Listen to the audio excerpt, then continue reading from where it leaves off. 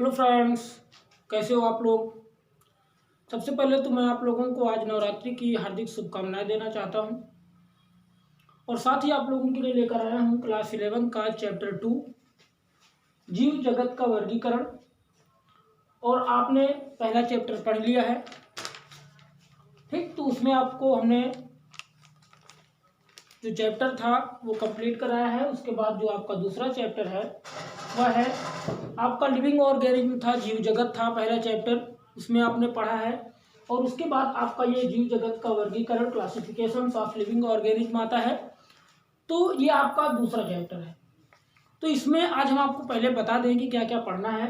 आपको वर्गीकरण पढ़ना है, वर्गीकरण क्यों करते हैं, वर्गीकरण की क्या विशेषताएं होती हैं, द्विजगत वर्गीकरण क्या होता है। तो ये सारी बातें आपको इस वीडियो में, इस लेक्चर में, पार्ट नंबर 1 में आपको सीखना है। तो ज़्यादा लेट ना करते हुए अपने वीडियो को हम स्टार्ट करते हैं। तो सबसे पहले हम पहले भी आप लोगों को पढ़ा चुके हैं कि वर्गीकरण क्या है। तो जीव जगत का वर्गीकरण, आप गेस करो कि हम जीवों को वर्गीकृत क्यों करते हैं, उनका वर्गीकरण क्यों करते हैं। तो इसी बात को हमने पहले चैप्टर में भी डिस्कस किया था और आज आपको बहुत अच्छे से डिस्कस करेंगे, क्योंकि ये आपका चैप्टर ही है कि जीव जगत का वर्गीकरण, क्लासिफिकेशंस ऑफ लिविंग ऑर्गेनिज्म, ठीक। तो वर्गीकरण को पहले हम कुछ समझ लेते हैं, उसके बाद फिर हम बात करते हैं आगे जो पॉइंट आपके हैं। तो जो पहला आपका है कि वर्गीकरण क्या है, ठीक। तो वर्गीकरण में आपको लिखना है कि जीवों के प्रकार, उनकी विविधता तथा उनके बीच पाए जाने वाले संबंधों का अध्ययन वर्गीकरण या वर्गीकरण विज्ञान भी कहलाता है। क्योंकि इसके अध्ययन को क्या कहते हैं, वर्गीकरण विज्ञान। मतलब कि ऐसी बुक या ऐसा कोई माध्यम जिससे हमें जीवों के प्रकार, उनकी विविधता, उनकी संरचनात्मक एवं क्रियात्मक संगठन जो है किस प्रकार वो बने हैं, इन सारी बातों को सीखने को ही हम क्या कहते हैं, वर्गीकरण कहते हैं। क्योंकि हमने पहले भी आपको बताया था कि इस संसार में 1.7 से 1.8 मिलियन तक जीव खोजे जा चुके हैं। तो इन इतने सारे जीवों का अध्ययन एक साथ करना पॉसिबल नहीं है, इसलिए हम क्या करते हैं, उन जीवों को वर्गीकृत करते हैं जिससे कि हमें उन्हें पहचानने में कोई प्रॉब्लम ना हो। जैसा कि आपको वर्गीकरण पता हो गया कि जीवों के प्रकार, उनकी विविधता, मतलब कि उनके बीच कौन कौन सी विविधताएं पाई जाती हैं, क्या प्रकार हैं। तो ये सारी बातें आपको इस लेक्चर में समझना है। वर्गीकरण, जीवों के प्रकार, उनकी विविधता तथा उनके बीच पाए जाने वाले संबंधों का अध्ययन वर्गीकरण विज्ञान कहलाता है। इसके जो जनक हैं, वर्गीकरण के जो पिता कहे जाते हैं, वो आपके कैरोलस लीनियस हैं और उनकी पुस्तक का नाम है सिस्टीमा नेचुरी, इसी में इन्होंने अपने इस वर्गीकरण को विस्तृत समझाया है। इसमें सिस्टीमा नेचुरी में, और उन जीवों के बीच में पाए जाने वाले संरचनात्मक एवं क्रियात्मक संगठन को समझाया है। उनकी आधारभूत संरचना को लेकर समझाया है कि किस आधार पर, किस बेसिस पर हम उनका वर्गीकरण करें। तो वर्गीकरण पहले भी हुआ था, जिस समय माइक्रोस्कोप वगैरह नहीं थे तो लोग वर्गीकरण करते थे। तो किस आधार पर करते थे, तो जाति वृत्ति, उनकी जाति पर, उनके चाल ढाल होती थी उससे उनका वर्गीकरण करते थे। जाति वृत्ति, कृत्रिम वर्गीकरण भी होता था। तो सबसे पहले अगर हम बात करें कि सबसे पहले वर्गीकरण पद्धति किसने दी थी, तो वो एक वैज्ञानिक थे, आपने पहले भी पढ़ा है, अरस्तु वैज्ञानिक थे। और इन्होंने सबसे पहले वर्गीकरण को इन्होंने डिस्क्राइब किया था और पौधों को इन्होंने 3 भागों में डिवाइड कर दिया था, बांट दिया था। 3 भाग वो कौन से थे, एक तो था शाक, दूसरा आपका झाड़ी हो गया, और वृक्ष। तो इन सब बातों से आप वाकिफ हैं। तो अरस्तु ने क्या किया, वर्गीकरण किया। वर्गीकरण में उन्होंने शाक को अलग कर दिया, जिनको आप जैसे शाक के रूप में खाते हो, तो उनका क्या होता है, तना जो होता है मुलायम होता है। झाड़ी में आपका तुलसी हो गया, ठीक, जो मुलायम पौधे होते हैं, छोटे होते हैं, उनका आकार ज़्यादा बड़ा नहीं होता है, एक कम सीमा तक ही बढ़ते हैं। वृक्ष आप देखते ही हो, नीम हो गया, बरगद हो गया, ये सारे क्या है, ये वृक्ष के अंतर्गत आते हैं, जिनकी जड़ें एक मजबूत होती हैं और बहुत अधिक क्षेत्र में फैली होती हैं, उनको वृक्ष का नाम दे दिया और 3 कैटेगरी में विभाजित कर दिया। और उसके बाद फिर उन्होंने क्या किया, फिर जंतुओं में क्या किया, ये तो पौधों की बात थी, ये तो आपकी पौधों की बात थी कि पौधों को 3 प्रकार से उन्होंने डिवाइड किया, शाक, झाड़ी और वृक्ष में। फिर उसके बाद इन्होंने जंतुओं का वर्गीकरण किया। तो जंतुओं का किस आधार पर किया, इन्होंने जंतुओं को क्या किया कि आरबीसी के आधार पर, आरबीसी समझ रहे हो, रेड ब्लड सेल्स, लाल रुधिर कणिकाएं, इसके आधार पर उन्होंने जंतुओं में जिनका रक्त लाल था उस पे एक आधार बनाया कि जिनका रक्त लाल है उनको, उन जंतुओं को हम अलग रखेंगे, और जिन जंतुओं का रक्त जो है वो रेड ब्लड सेल्स से नहीं मिलता है, सेल्स से नहीं मिलता है या लाल नहीं होता है, उनको अलग रखा गया। समझ रहे हो ना। तो सबसे पहला अगर कोई पूछे कि वर्गीकरण किसने दिया, तो वर्गीकरण सबसे पहले अरस्तु ने दिया था, और इस तरह से उन्होंने जंतुओं और पौधों को डिवाइड किया था। ठीक, तो अरस्तु के बाद फिर ये क्लासिफिकेशन हो गया, क्लासिफिकेशन की परिभाषा हो गई आपकी, वर्गीकरण की परिभाषा हो गई।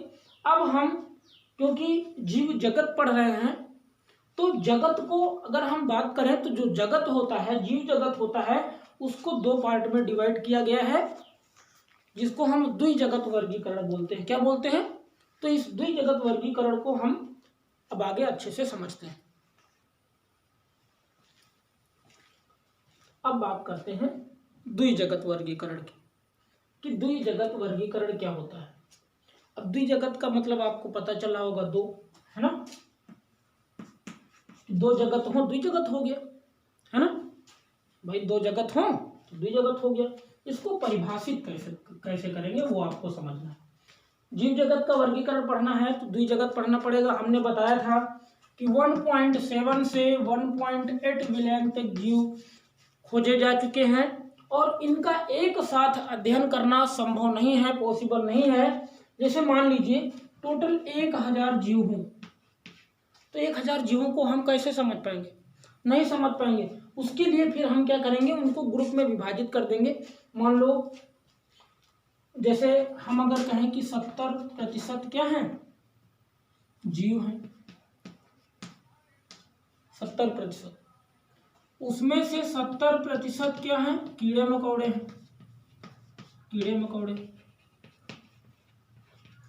फिर हम कहें कि 22% क्या है, 22% मान लो सूक्ष्म जीव है ना, सूक्ष्म जीव। 8% क्या है, अन्य जीव मान लो। तो 1000 का अगर हम औसत निकालें तो 700 जीव का 70% अगर निकल गया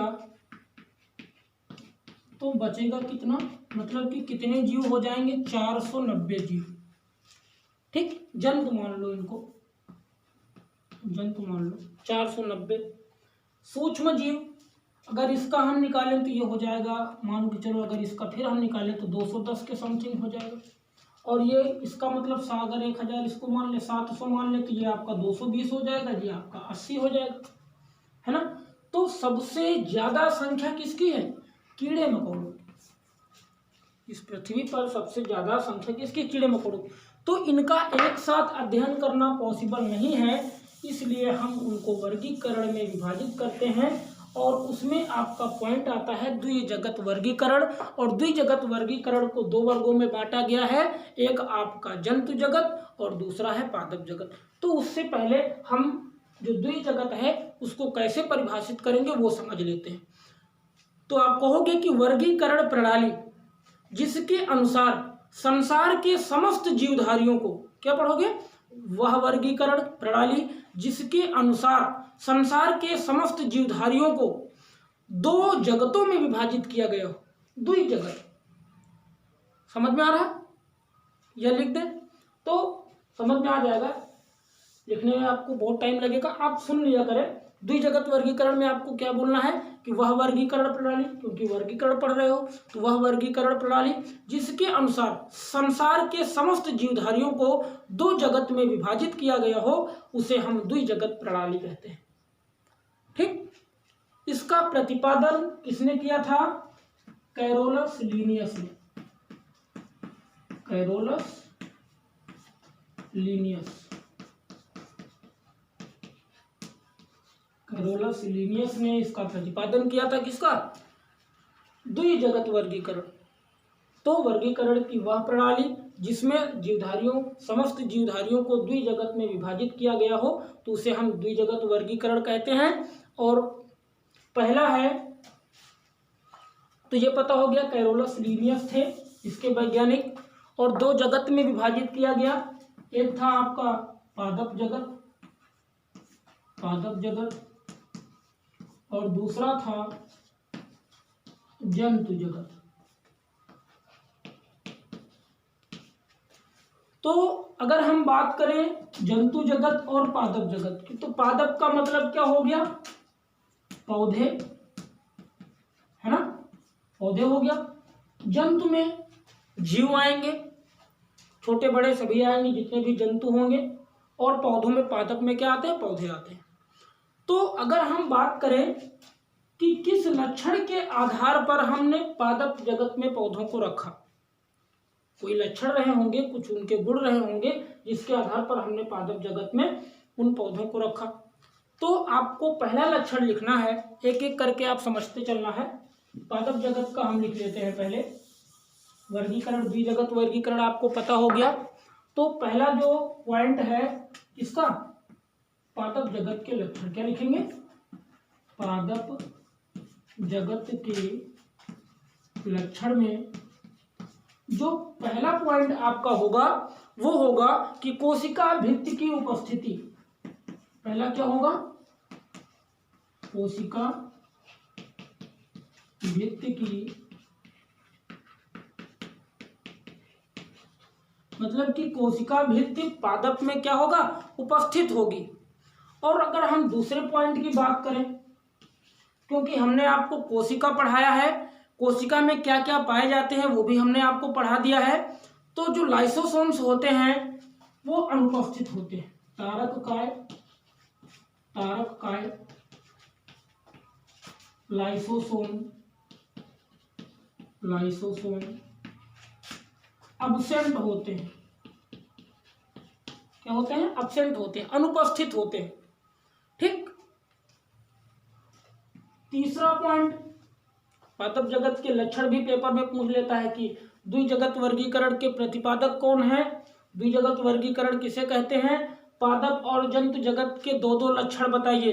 बहुत इंपॉर्टेंट क्वेश्चन है आपका ये इस टॉपिक का, ठीक है ना। जंतु जगत, द्विजगत वर्गीकरण के प्रतिपादक कौन है, और पादप एवं जंतु जगत के कोई दो लक्षण लिखिए, दो दो लक्षण। तो पहला लक्षण हो गया कि कोशिका भित्ति की उपस्थिति होती है पादप में। दूसरा लक्षण आपका हो गया तारक काय, लाइसोसोम्स, ये सब क्या होते हैं? पादप में एब्सेंट होते हैं, अनुपस्थित होते हैं। तीसरा आपको लिखना है कि भोजन निर्माण की क्षमता तथा पर्णहरिम की उपस्थिति। पादप अपना भोजन स्वयं बनाते हैं, तो क्या लिखोगे? भोजन, क्या लिखोगे? भोजन निर्माण, भोजन निर्माण एवं पर्णहरिम,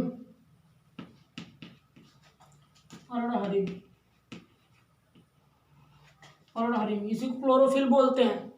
ठीक, पर्णहरिम की उपस्थिति, क्योंकि इसी के कारण ये प्रेजेंट होते हैं, उपस्थित होते हैं। भोजन का निर्माण करने की पादपों में क्षमता होती है और ये पर्णहरिम की उपस्थिति होती है, क्योंकि इसी के कारण ही पौधे अपना भोजन बना पाते हैं। अगर हमारे शरीर की कोशिकाओं में अगर ये पर्णहरिम पाया जाए, क्लोरोफिल पाया जाए, तो हम भी अपना भोजन स्वयं बना सकते हैं। रीजन यही होता है कि हमारी शरीर की कोशिकाओं में, जंतु कोशिकाओं में पर्णहरिम अनुपस्थित होता है, ये नहीं पाया जाता है, इसी कारण से हम अपना भोजन नहीं बना पाते हैं। अगला पॉइंट आप लिख सकते हो कि गमन की अनुपस्थिति, ये गमन नहीं कर सकते, है ना। गमन, एक जगह से दूसरी जगह पर नहीं जा सकते, गमन की अनुपस्थिति होती है। गमन की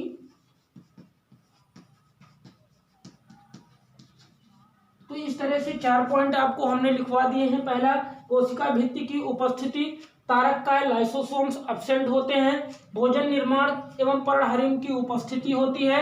चौथा पॉइंट आपका हो गया गमन की अनुपस्थिति, गमन नहीं होता है। तो 4 पॉइंट में आप आसानी से पादप जगत के 2 लक्षण लिख सकते हो।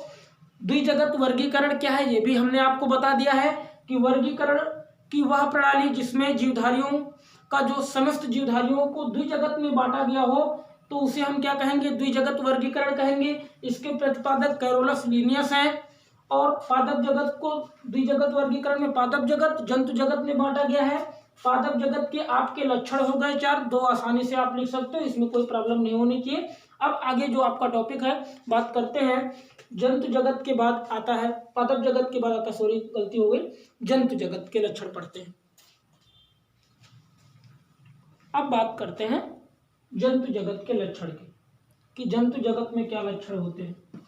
तो ज़्यादा बेसिक आपको इसमें टेंशन लेने की जरूरत नहीं। जो भी आपने इसके पहले पादप जगत पढ़ा है उसमें हमने पहला पॉइंट लिखा है कि कोशिका भित्ति क्या होती है, उपस्थित होती है। इसमें आपको कर देना है कोशिका भित्ति एब्सेंट, कोशिका भित्ति एब्सेंट होती, ठीक। कोशिका भित्ति क्या होती है, तथा केंद्रीय रिक्तिका, जो रिक्तिकाएं पाई जाती हैं बीच बीच में, वो उनका भी क्या होता है, अभाव होता है। केंद्रीय रिक्तिका का भी अभाव होता है, केंद्रीय रिक्तिका,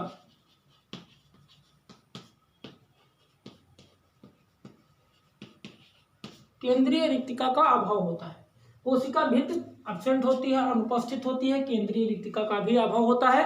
ये पहले पॉइंट में आप लिख सकते हो। उसमें क्या था, जंतु पादप जगत में क्या था, वहां पर कोशिका भित्ति आपकी उपस्थित थी।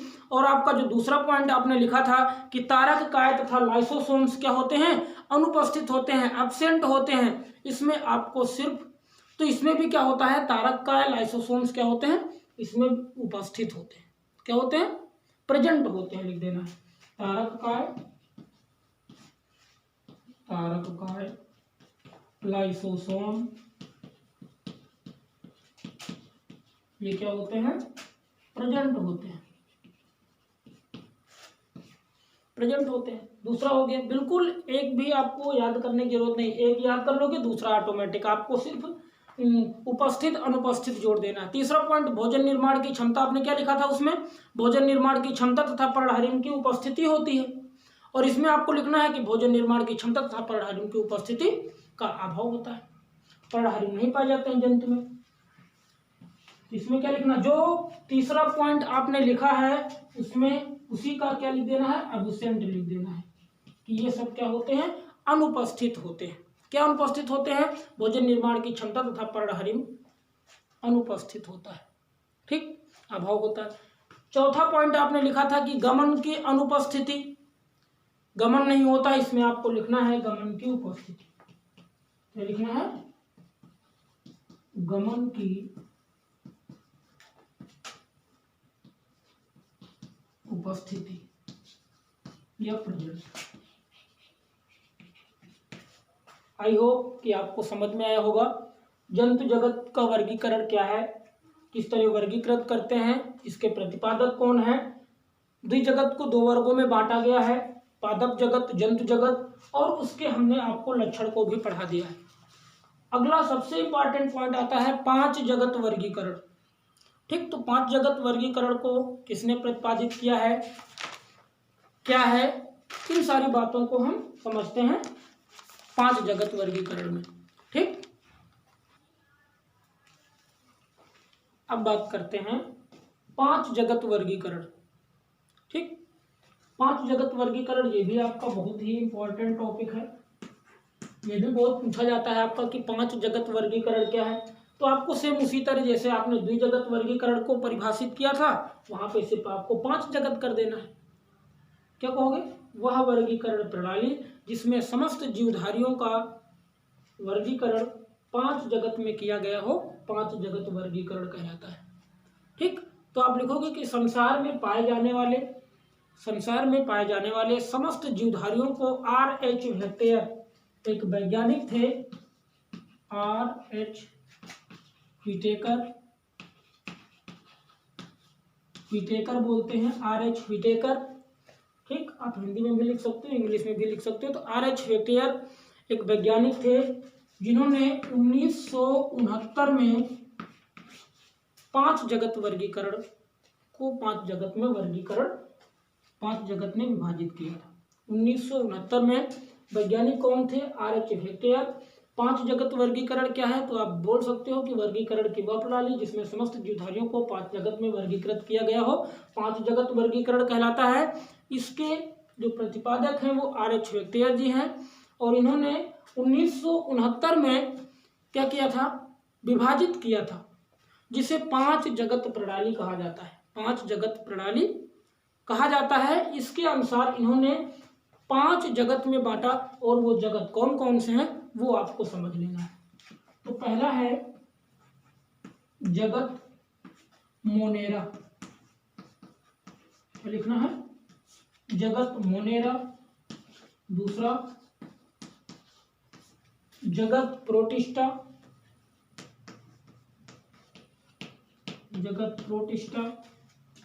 तीसरा है कवक जगत, कौन सा है?